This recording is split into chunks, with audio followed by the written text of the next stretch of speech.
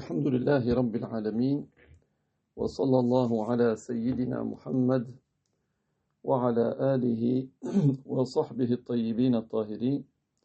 اللهم علمنا ما جهلنا وذكرنا ما نسينا وزدنا علما ونعوذ بك من حال أهل النار. اللهم واجعل نياتنا وأقوالنا وأفعالنا خالصة لوجهك الكريم. La louange est à Allah, le Seigneur des mondes, que Allah honore et élève davantage le rang de notre maître Muhammad sallallahu alayhi wa sallam, et qu'il préserve sa communauté de ce qu'il craint pour elle. Nous demandons à Allah qu'il nous fasse apprendre ce que nous ignorons, qu'il nous fasse nous rappeler ce que nous avons oublié et qu'il nous augmente en connaissance. Et nous lui demandons de nous préserver de l'état des gens de l'enfer.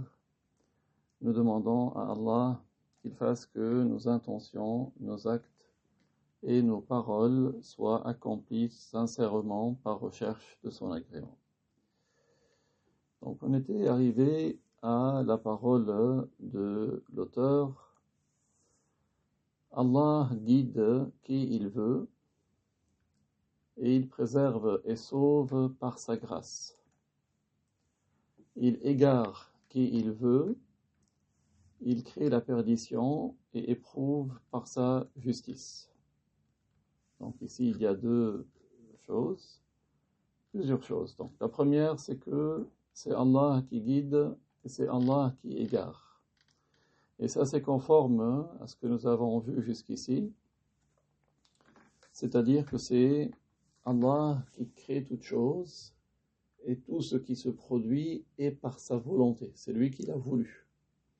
Parce que dire le contraire revient à contredire la toute-puissance de Dieu et le fait que Dieu ne soit pas vaincu. Parce que s'il se passait une chose sans qu'elle ne soit par sa volonté, c'est signe que la personne est faible, qu'elle n'a pas pu réaliser sa volonté, et la faiblesse contredit la divinité. Donc, celui qui est Dieu, obligatoirement, tout ce qui se passe est conforme à sa volonté. Et on voit autour de nous qu'il y a du mal qui a lieu. Il y a des gens qui se font tuer injustement, des gens qui commettent des péchés. Donc, ce mal, il n'a pas eu lieu malgré la volonté de Dieu. Parce que si quelqu'un dit c'est malgré la volonté de Dieu, c'est comme s'il dit que Dieu est impuissant, puisqu'il y aurait quelque chose qui s'est produit sans qu'il ne l'ait voulu.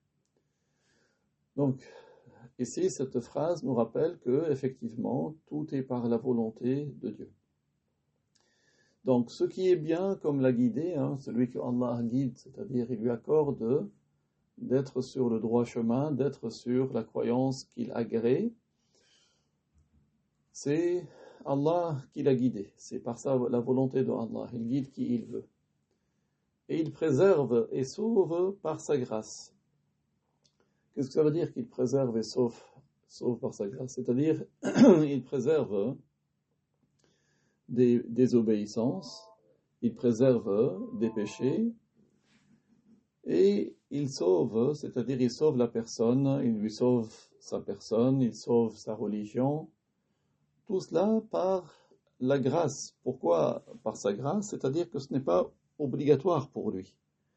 Donc s'il préserve quelqu'un, s'il sauve quelqu'un, c'est une grâce de la part de Dieu. Ce n'est pas une obligation pour lui. Et il égare qui il veut, c'est-à-dire qui il veut, il le prive d'être sur le droit chemin, d'être sur la bonne croyance. Il crée la perdition et éprouve par justice, c'est-à-dire il n'aide pas, il ne soutient pas, il éprouve son esclave, il éprouve cet esclave en sa personne, il éprouve cet esclave dans sa religion, par sa justice, c'est-à-dire ce n'est pas injuste de la part de Dieu. Pourquoi ce n'est pas injuste de la part de Dieu? Parce que tout ce monde appartient à Dieu. Et donc, quand il égare quelqu'un, il aura égaré quelqu'un qui lui appartient. Et donc, agir dans ce qui lui appartient, ce n'est pas injuste. L'injustice peut être conçue de la part de quelqu'un qui agit dans ce qui ne lui appartient pas. Mais tout ce monde appartient à Allah, et donc il n'est pas injuste. Il fait ce qu'il veut. Il guide qui il veut, il égare qui il veut, il préserve et sauve par grâce, il égare et il crée la perdition et éprouve par justice. Alors, dans le commentaire, notre cheikh, que Dieu lui fasse miséricorde, a dit, c'est-à-dire que Allah crée la bonne guidée. Allah est le créateur de la bonne guidée. Qu'est-ce que ça veut dire? Allah dit dans le Coran, dans Surat Al-An'am, كَذَلِكَ زَيَّنَّا لِكُلِّ أُمَّةٍ عَمَلَهُمْ. Nous avons embelli à chaque groupe de personnes leurs œuvres. C'est-à-dire que c'est Allah qui a embelli la foi pour les croyants, et c'est lui qui a embelli la mécréance pour les mécréants. Ici, il leur a embelli, c'est-à-dire qu'il leur a créé. Donc tu trouves les croyants, ils sont heureux de leur foi, ils sont contents, ils sont apaisés, et tu trouves que les mécréants, ils sont contents, ils sont apaisés, ils sont satisfaits de leur mécréance. Et c'est Allah Ta'ala qui dit أَلَمْ تَرَ أَنَّا أَرْسَلْنَا الشَّيَاطِينَ عَلَى الْكَافِرِينَ تَأُزُّهُمْ أَزًّا. C'est dans Surat Maryam, verset 83. N'as-tu pas vu que nous envoyons les démons, les diables, groupe par groupe, sur les mécréants, pour les inciter à commettre la mécréance et à commettre les péchés. Ça veut dire, c'est Allah qui a créé la mécréance des mécréants. Contrairement à ce qu'ont prétendu ce groupe égaré que nous avons mentionné, qui s'appelle les Mu'tazila. Les Mu'tazila est un groupe égaré qui se prétendait musulman par le passé. Il n'existe pas aujourd'hui sous cette appellation. Mais il est possible que vous trouviez des personnes, des individus, qui ont certaines de leurs idées. C'est-à-dire, ce sont des gens qui se disent musulmans, mais qui en réalité contredisent l'islam. Qu'est-ce qu'ils disent? Ils disent que, quand on dit que Allah guide qui il veut, ils prétendent que guider ici, ça veut dire juste montrer le droit chemin et indiquer le droit chemin. Ils ne disent pas que c'est Allah qui crée la bonne guidée dans l'esclave. Ils prétendent que c'est l'esclave lui-même qui crée la bonne guidée en lui-même. Et ça, c'est une mécréance. Allah Ta'ala dit Innaka la tahdi man ahbabt, walakin Allah yahdi man yasha'u wa huwa a'lamu bil muhtadin. Dans Surat Al-Qasas, verset 56, qui signifie certes, tu ne guides pas qui tu veux. Ici, ça veut dire c'est-à-dire Muhammad, tu n'es pas capable de créer la bonne guidée dans le cœur de qui tu veux. Notre prophète souhaitait ardemment que son oncle paternel, Abu Talib, devienne musulman. Mais il est mort mécréant, malgré l'insistance du prophète, malgré le désir du prophète, mais il n'est pas entré en islam. Certes, tu ne guides pas qui tu veux, c'est-à-dire tu ne crées pas la bonne guidée dans le cœur de qui tu veux. Mais c'est bien Allah qui guide qui il veut, et il sait de toute éternité qui seront les bien guidés. Il sait de toute éternité qui seront les bien guidés. Donc, Allah, donc là, on revient à la parole du cheikh, c'est-à-dire que Allah crée la bonne guidée en qui il veut parmi ses esclaves par sa grâce. Et c'est lui, par sa grâce et par sa générosité. Par sa grâce et par sa générosité, c'est lui qui crée la bonne guidée dans le cœur de qui il veut, de ses esclaves. Et c'est lui qui les guide, par sa grâce et par bienfait. S'il ne créait pas en eux la bonne guidée, il ne serait pas injuste à leur égard. S'il ne créait pas en eux la bonne guidée, il ne serait pas injuste à leur égard, car rien n'est obligatoire pour lui. Il n'a personne qui le commande, il n'a pas quelqu'un qui lui donne des ordres, ni qui lui interdise quoi que ce soit. Donc il s'avère, à partir de là, que les esclaves n'ont pas un droit sur Dieu qu'ils doivent leur accorder ce qui est de leur intérêt. Les esclaves n'ont pas un droit sur Dieu que pour qu'il leur accorde toujours ce qui est le mieux pour eux.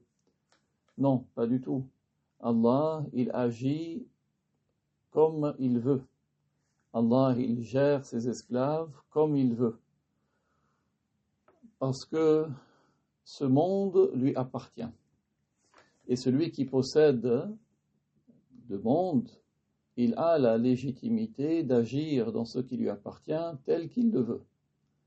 Allah Ta'ala fait absolument ce qu'il veut. Il applique les lois qu'il veut. S'il nous ordonne de manger telle chose et nous interdit de manger telle chose, il fait ce qu'il veut. Il a la légitimité de fixer la loi qu'il veut. C'est lui le souverain absolu, c'est-à-dire celui à qui toute chose appartient véritablement. Il n'y a pas d'autre que lui à qui ce monde appartient. Tout autre que Allah peut avoir une souveraineté relative, c'est-à-dire il peut avoir un pouvoir de possession de certaines choses parce que Dieu lui a accordé de posséder certaines choses. Nous, par exemple, nous possédons certaines choses que Allah nous a accordées.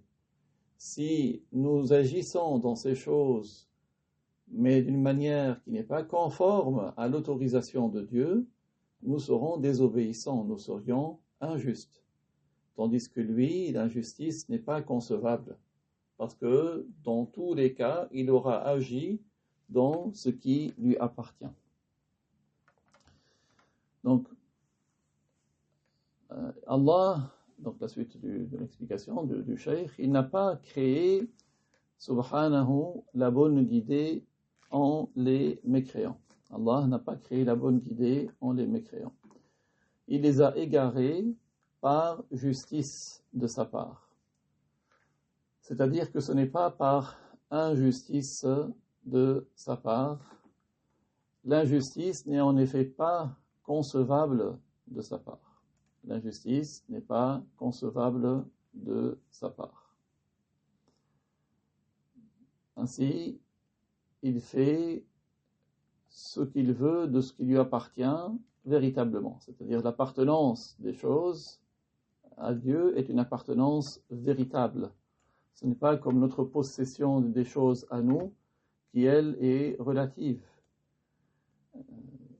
Le fait que la possession des choses est réelle et absolue pour Dieu, non pas comme notre possession des choses à nous.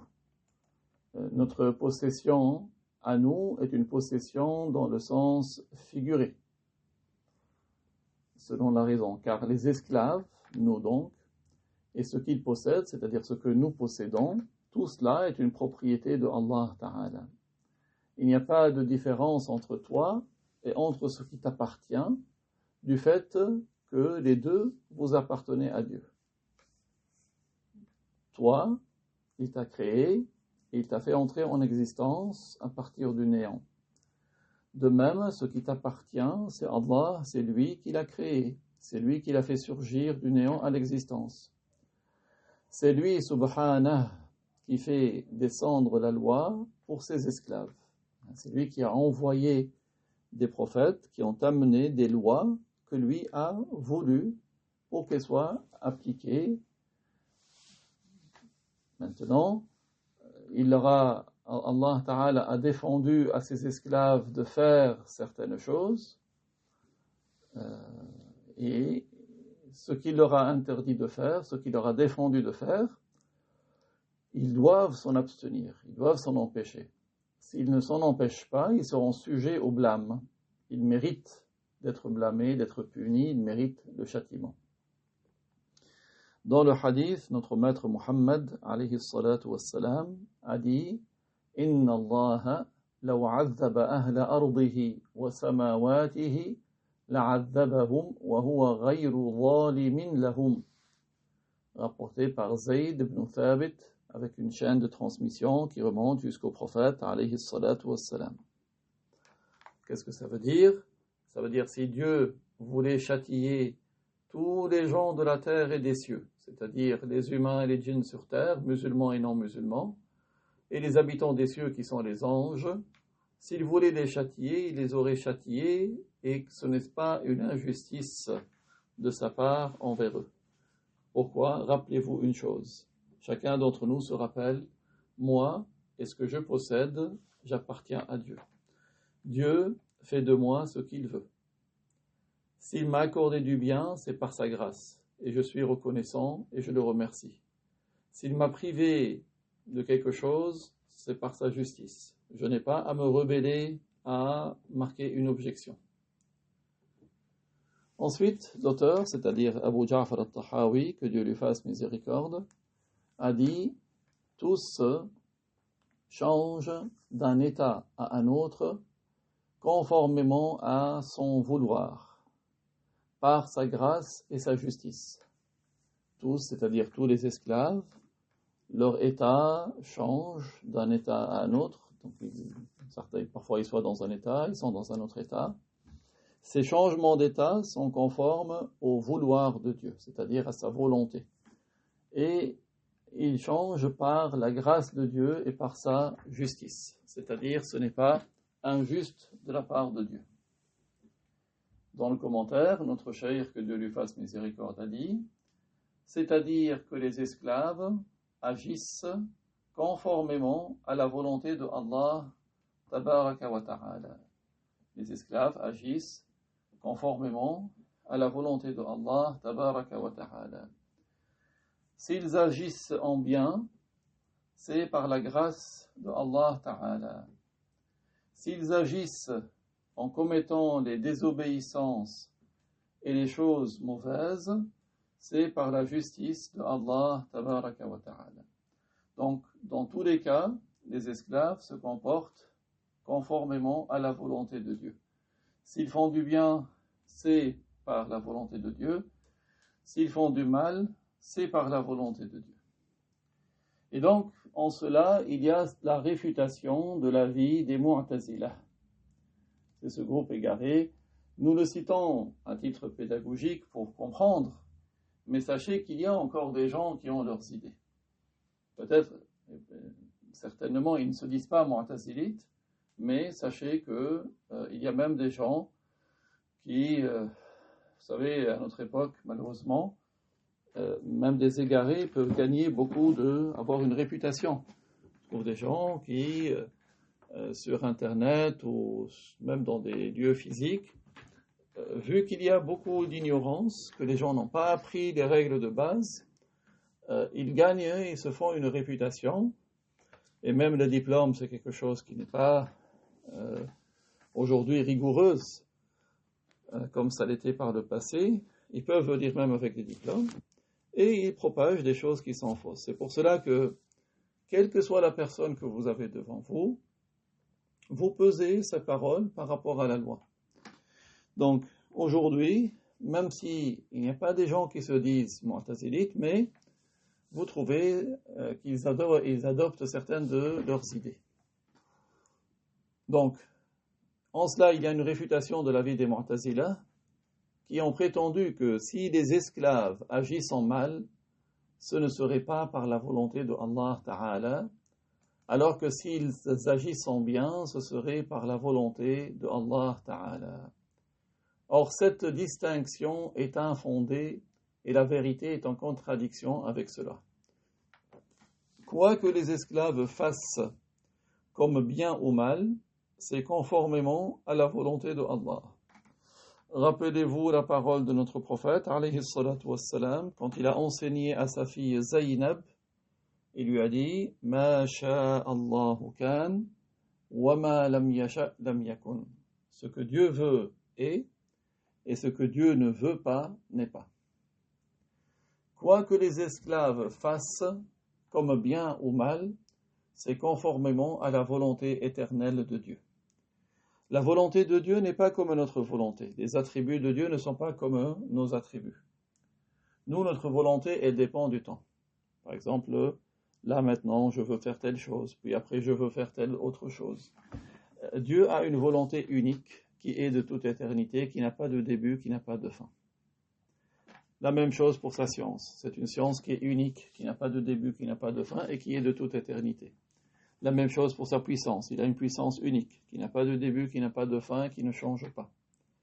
Tous les attributs de Dieu sont de toute éternité, n'ont pas de début, n'ont pas de fin, ils ne changent pas. Donc, quoi que les esclaves fassent comme bien ou mal, c'est conformément à la volonté de Allah. Il y a en cela une preuve que ce n'est pas un devoir pour Allah de faire pour ses esclaves ce qui comporte leur bien ou ce qui est le mieux pour eux. Donc ça, cette phrase, elle n'est pas anodine, elle est la réplique ou la correction de la prétention des Mu'tazila. Les Mu'tazila, ils prétendent que c'est un devoir pour Allah de faire pour ses esclaves ce qui comporte leur bien ou ce qui est le mieux pour eux. Or, nous avons dit que Allah n'est pas sujet à une quelconque obligation puisqu'il est le maître absolu. Il est celui à qui toute chose appartient. Le Dieu, il n'est pas soumis à des obligations. Donc, on ne dit pas que Allah, il lui est un devoir de faire pour ses esclaves ce qui comporte leur bien ou ce qui est le mieux pour eux. Nous disons plutôt, Allah, il fait absolument ce qu'il veut. Allah est celui qui crée toutes choses. Il est le créateur de la foi, de l'islam et de la mécréance. Il est le créateur de la douleur et du plaisir. Il est le créateur de la joie et du bonheur. Il est le créateur du tourment et du chagrin. Tout cela, c'est Allah qui le crée. Il n'y a pas autre que lui qui crée quoi que ce soit. Même les actes des cœurs, c'est Allah qui les crée. Donc, cette croyance nous indique que les actes de l'être humain, la mécréance, les péchés, ils sont laids de la part de l'être humain. Mais le fait que Allah crée la mécréance et crée la désobéissance chez certains esclaves, ça, ce n'est pas laid de sa part, de la laideur, ce n'est pas une laideur de sa part. On ne fait pas d'analogie entre Dieu et ses créatures. C'est vrai que si un esclave commet un péché, ça c'est laid de la part de l'esclave. Si un esclave commet la mécréance, c'est laid de la part de l'esclave. Mais le fait que Allah crée un péché, il crée une mécréance, ce n'est pas laid de la part de Allah. On ne fait pas d'analogie entre Allah et ses créatures. Également, le fait que Allah ait voulu que la mécréance qui a lieu de la part de ses esclaves, cela n'est pas une laideur de la part de Dieu. Mais c'est lorsque l'esclave a voulu commettre la mécréance et les péchés, ça c'est quelque chose de laid et de blâmable de la part de l'esclave. Donc on ne fait pas d'analogie entre Allah et ses créatures. Ensuite, l'auteur, Abu Ja'far al-Tahawi, que Dieu lui fasse miséricorde, a dit « Allah est exempt des opposants et des semblables. » Allah est exempt des opposants et des semblables. Dans le commentaire, le Cheikh a dit « Cela signifie que Allah, tabaraka wa ta'ala, est exempt, c'est-à-dire il n'a pas de semblable. Il est exempt d'avoir des semblables. C'est-à-dire il est exempt d'avoir des équivalents. Il n'a pas d'opposants, c'est-à-dire ce qui lui serait opposé.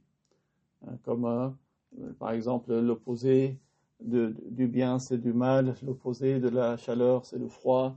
Allah il n'a pas d'opposé. La signification de l'opposant ici c'est celui qui selon sa prétention agirait de sorte à vaincre Allah, à avoir le dessus sur Dieu. Ça, ce n'est pas possible. Allah, tabaraka wa ta'ala, n'a personne qui le vainque, car il domine toute chose, et toute chose lui appartient. Allah ta'ala dit, Wallahu ghalibun ala amrih, dans Surat Yusuf, verset numéro 12, c'est-à-dire, nul n'empêche la réalisation de la volonté de Dieu. dans certains pays, notamment au Maghreb, on dit Allah Ghalib. C'est-à-dire tu as un peu essayé d'avoir quelque chose, tu fais, mais tu n'arrives pas. Ça veut dire que Allah, sa volonté a le dessus sur toute volonté. C'est Dieu qui a voulu, c'est lui le vainqueur dans le sens que sa volonté s'est réalisée au détriment de toute autre volonté. Car toute chose lui appartient. Il domine toute chose et toute chose lui appartient. Donc, il n'est pas possible qu'il ait des opposants, c'est-à-dire qui agirait contrairement à sa volonté.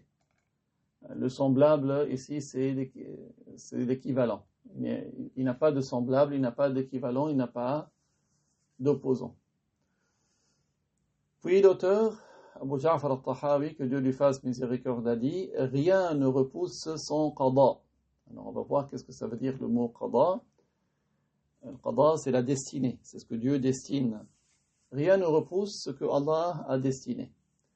Le messager de Allah, sallallahu alayhi wa sallam, a dit قال الله تعالى يا محمد إني إذا قضيت قضاء فإنه لا يرد, rapporté par Muslim. C'est un hadith qudsi. Ça veut dire quoi un hadith qudsi? C'est un hadith dans lequel le prophète alayhi salatu wassalam dit Allah Ta'ala dit. Donc il commence en disant Dieu dit. Mais ce n'est pas du Coran, c'est-à-dire on ne peut pas réciter ce hadith quand on fait la prière, parce que les termes sont composés par notre maître Muhammad. Tandis que le Coran, les termes ne sont pas composés par notre maître Muhammad, ni d'ailleurs par Jibril. Et ce n'est pas Allah non plus qui le récite comme tu entends un récitateur sur ordinateur. Mais Allah a fait que ces termes, les termes du Coran, soient inscrits sur la table préservée, sans que quelqu'un n'ait pris un crayon avec la main et les ait écrites, sans que Allah n'ait une main avec laquelle il a écrit, parce qu'Allah, il n'est pas un corps, il est le créateur des corps, il n'est pas un corps. Il a ordonné à un kalam, un instrument d'écriture, d'inscrire, sans que personne ne le tienne, il a inscrit les termes du Coran sur la table préservée. Jibril les a vus inscrits là-bas, et il les a transmis à notre prophète Muhammad sallallahu alayhi wa sallam, tel que Allah le lui a ordonné, en fonction des événements, en fonction des occasions. Donc le hadith qudsi, lui, ce n'est pas comme le Coran, dans ce sens que Allah, il révèle à son prophète aussi, mais c'est le prophète qui emploie les termes que lui, il compose. Et donc dans ce hadith qudsi, le messager a dit, ce qui signifie en français, Allah Ta'ala dit, ô Muhammad, dès lors que j'ai destiné quelque chose, elle ne sera pas changée. Dès lors que j'ai destiné quelque chose, elle ne sera pas repoussée. Hadith rapporté par Muslim, et duquel nous déduisons deux choses. La première, c'est que nul n'empêche la réalisation de la volonté de Dieu. Nul n'empêche la réalisation de la volonté de Dieu. Et la deuxième, c'est que la volonté de Allah ne change pas. La volonté de Allah ne change pas. Alors, si Allah a voulu de toute éternité que telle chose ait lieu, cela aura lieu conformément à la volonté de Allah subhanahu. Dans le commentaire, notre cheikh a dit, c'est-à-dire que personne ne repousse le qada, la destinée de Allah. Alors, selon certains savants, ils ont défini le qada. Qu'est-ce qu'ils ont dit? Ils ont dit, c'est, selon donc, l'avis de certains savants de fiqh, de Ahl Sunnah wal Jama'a, c'est la volonté de Allah qui se rapporte aux choses qui entrent en existence. C'est la volonté de Allah qui se rapporte aux choses qui entrent en existence. Ça, c'est la définition de Al-Qada. C'est la volonté de Allah qui se rapporte aux choses qui entrent en existence. Selon certains autres, le Qada, la destinée, c'est la création de Allah. C'est-à-dire le fait qu'il fasse surgir des choses du néant. C'est ça, le Qada, la destinée. Donc, deux définitions pour le mot Qada. Pour ça, on retenu le mot en arabe. Allah Ta'ala est celui qui prédestine toute chose. Ibn Asakir a dit, par exemple, ça c'est un des savants qui a retenu la deuxième définition, il a dit al-qada huwa al-khalq. Donc al-qada c'est la création, c'est le fait de créer. Et al-qada aussi peut venir dans le Coran dans le sens de l'ordre. Comme Allah dit wa qada rabbuka alla ta'budu illa iyyah. Dans Surat al-Isra, verset numéro 23, ton Seigneur a ordonné, ici qada c'est dans le sens de ordonner, que vous n'adoriez que lui. C'est-à-dire ton Seigneur a ordonné que vous n'adoriez que lui, que vous ne vous soumettiez à l'extrême que pour lui. Et semblable à cela est provenue la parole de Allah وَمَا خَلَقْتُ الْجِنَّ وَالْإِنسَ إِلَّا لِيَعْبُدُونَ. C'est dans Surat al-Dhariyat, verset 56, qui signifie je n'ai créé les djinns et les humains que pour leur ordonner de m'adorer. C'est-à-dire qu'Allah n'a créé les djinns et les humains que pour leur donner l'ordre de l'adorer. Ici, ça ne veut pas dire qu'il a voulu que tous l'adorent. Parce que s'il avait voulu que tous les humains, tous les djinns l'adorent, il l'aurait adoré. Il n'aurait adoré personne d'autre que lui. Il n'y aurait pas eu d'associateur. Alors qu'aujourd'hui, on le voit que non. Donc ici, ça ne veut pas dire qu'il a créé les djinns et les humains que pour qu'ils l'adorent, mais c'est que pour qu'il leur ordonne de l'adorer.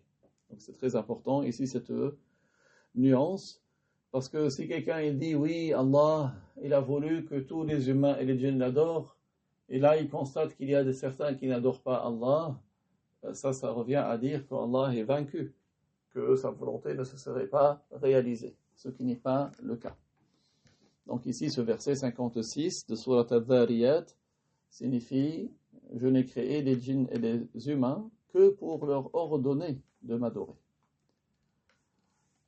Allah Ta'ala dit « فَقَضَاهُنَّ سَبْعَ سَمَاوَاتٍ » dans Surat Fussilat, verset numéro 12, ce qui signifie « Il les a créés 7 cieux ». Donc là encore, qada, vous retrouvez le même verbe, mais ici dans le sens de créer. Pour cela, Ibn Asakir a dit, qada, ça veut dire créer. Donc la première explication du qada est celle qui est plus connue chez les Ash'arites, les savants qui suivent l'imam Abu al-Hasan al-Ash'ari. La première, c'est quoi?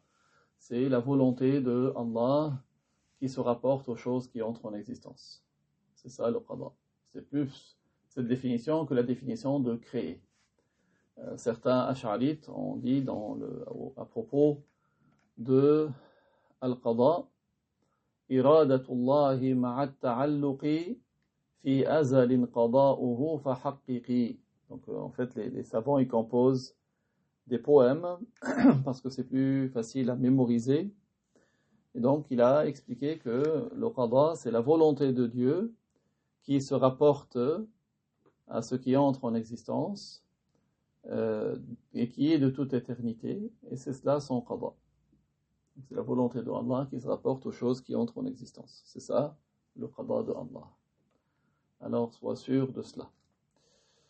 Ensuite, Abu Ja'far al-Tahawi, que Dieu lui fasse miséricorde, a dit personne ne peut revenir sur son décret, sur son hukm. Il n'y a pas de cassation de ce que Dieu prédestine.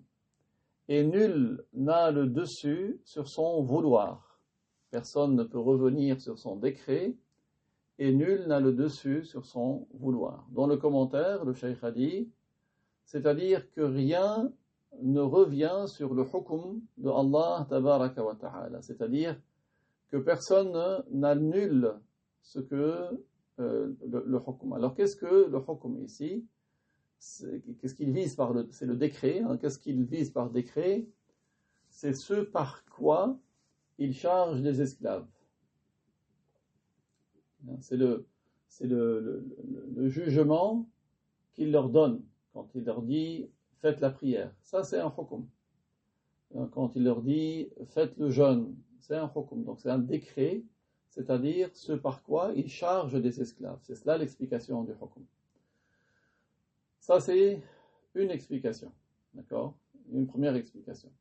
Allah Ta'ala dit Inna Allah yahkumu ma yurid dans Surat Al-Ma'ida, premier verset, c'est-à-dire que Allah Subhanahu wa Ta'ala, il interdit certaines choses, il rend obligatoire d'autres choses, donc c'est-à-dire qu'il fixe les lois qu'il veut.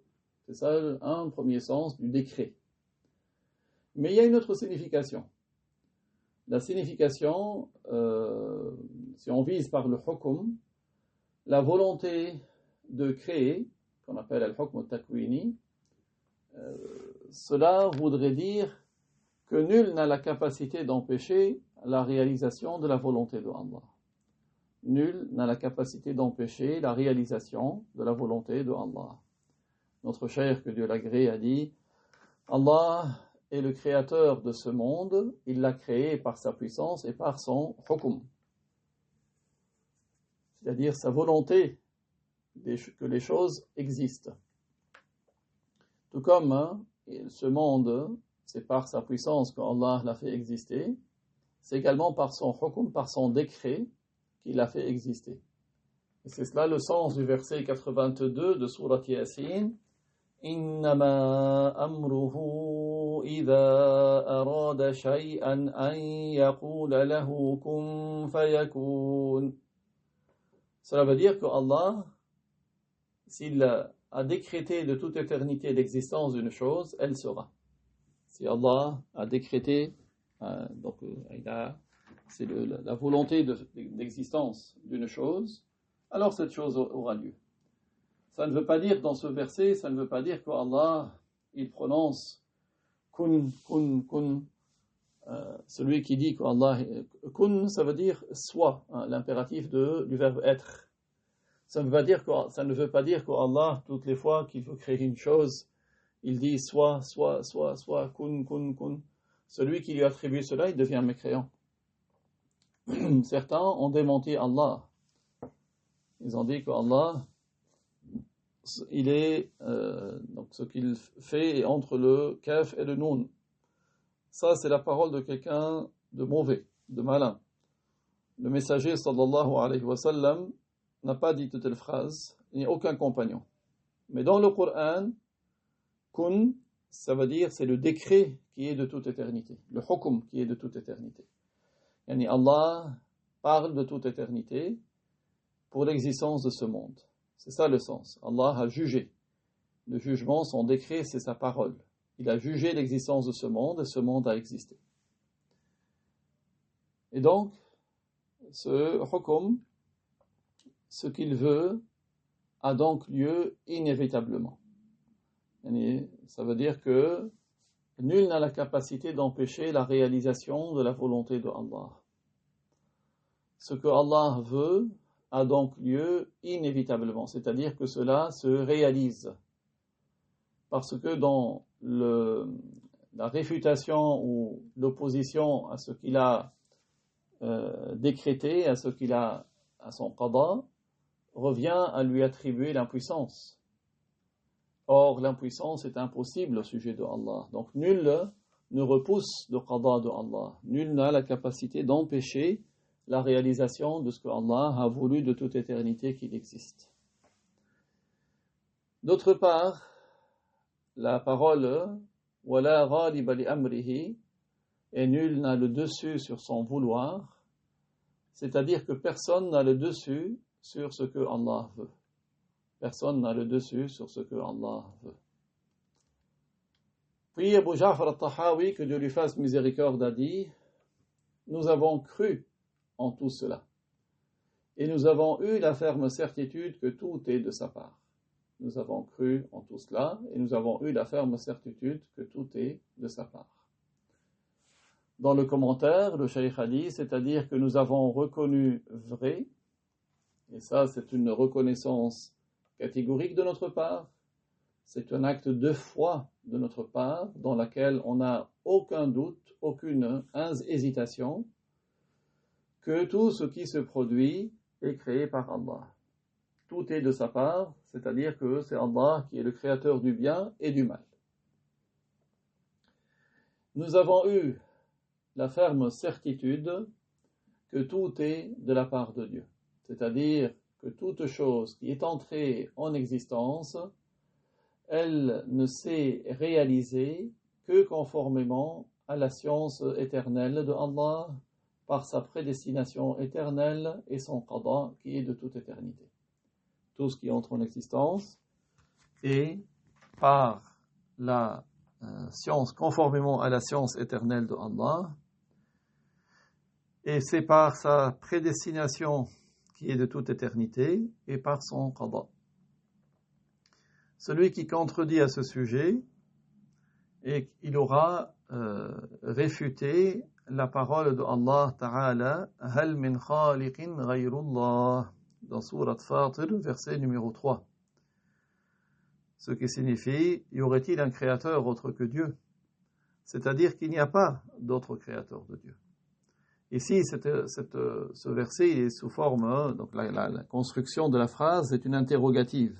Hal min khaliqin ghayrullah, y aurait-il un créateur autre que Dieu? Mais ça ne veut pas dire que c'est une question, et c'est dans le sens que il n'y a pas de créateur autre que Dieu. En fait, c'est une forme interrogative, mais la réponse, elle est implicite. La réponse, c'est une négation, c'est-à-dire il n'y a pas. Il n'y a pas de créateur autre que Dieu. Hal min khaliqin ghayrullah, c'est-à-dire il n'y a pas de créateur autre que Allah subhanahu wa ta'ala.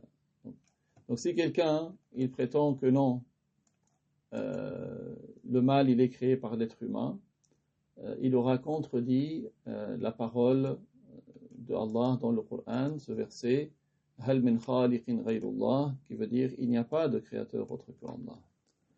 Donc on ne dit pas que l'homme crée le mal, on ne dit pas que c'est Satan qui crée le mal, personne ne crée d'autre que Dieu. Dieu seul est le créateur de toutes choses. Il n'y a pas d'autre créateur que lui, subhanahu wa ta'ala.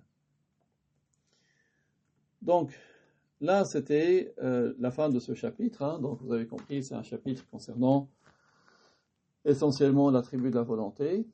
Et nous poursuivrons donc la fois prochaine à propos de tout ce qui concerne le statut de prophète, qui est un autre des sujets de la croyance.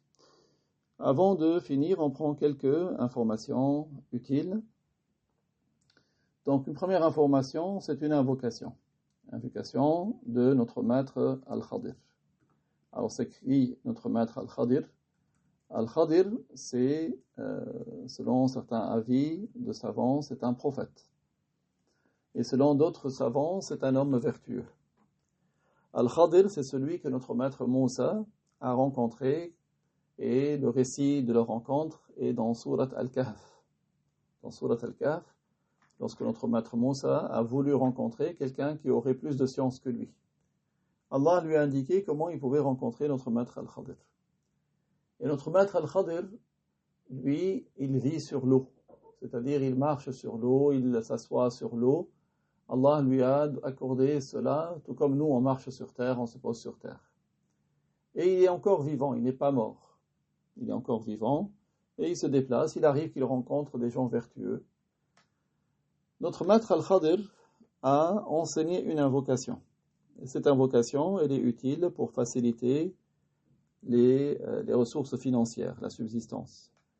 C'est une invocation qui est utile pour préserver des choses mauvaises, du mal.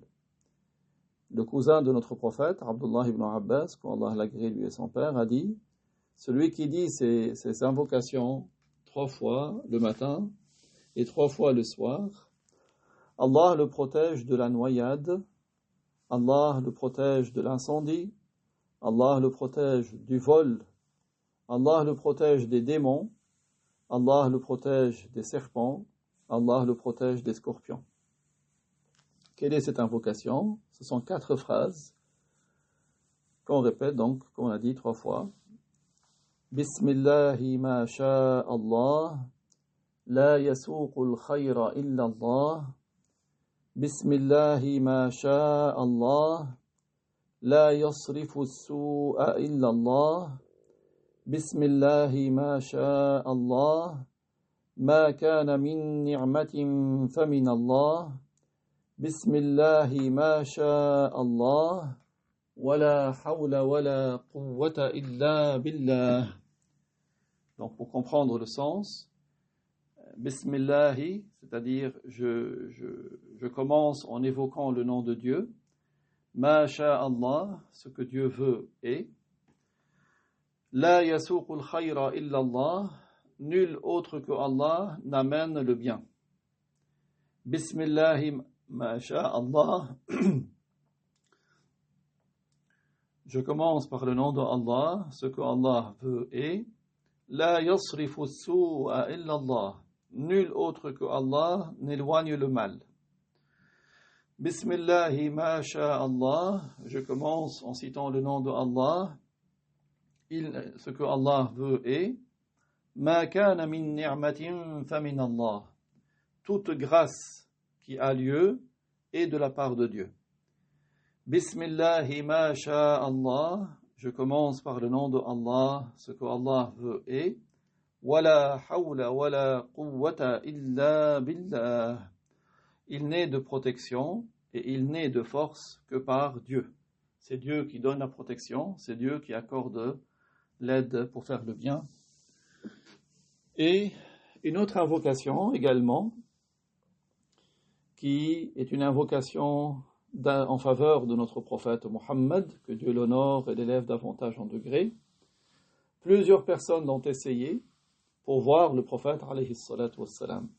Donc, on peut la dire 100 fois par jour ou plus, selon l'ardeur de la personne, selon son activité. Donc, on dit cette invocation en espérant voir notre maître Mohammed alayhi salatu wassalam dans le rêve. Pourquoi c'est une bonne chose que voir le prophète dans le rêve?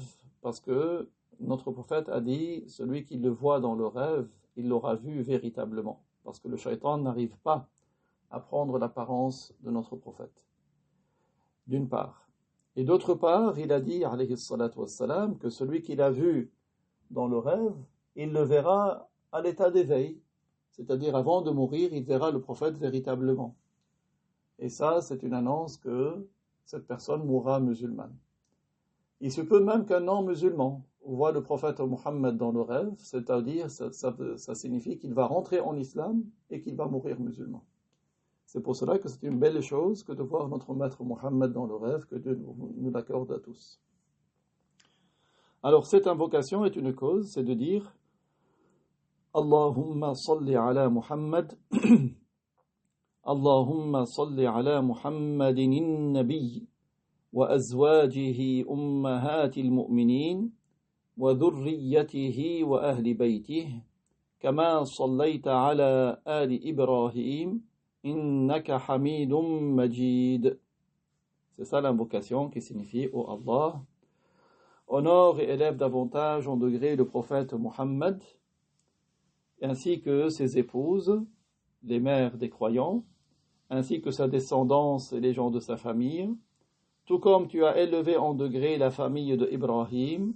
Certes, tu es celui qui mérite les louanges et qui est glorieux. Bien sûr, le secret pour ces invocations, c'est d'articuler correctement.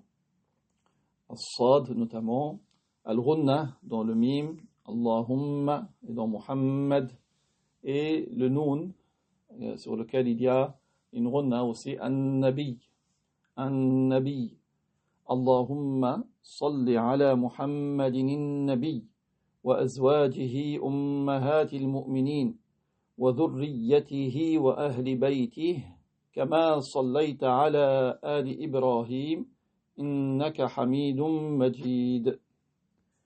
Et Allah Ta'ala, c'est plus que tout autre. Wa barakallahu fikum.